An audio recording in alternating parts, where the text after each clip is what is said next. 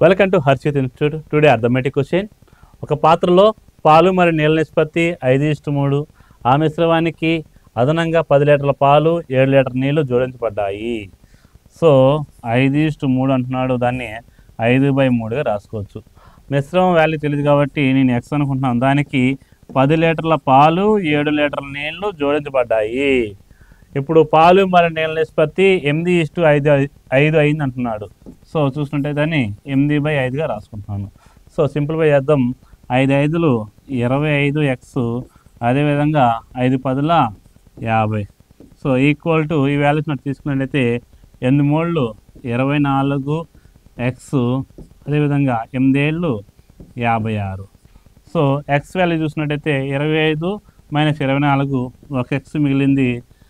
56 - 56 మిగిలింది. X value అనేది 6 అయింది. మనం అడిగింది మిశ్రమంలో మొదటగా ఉన్న పాల పరిమాణం 5x, 5 6ల 30 లీటర్లు. So option B is the right. Thank you so much.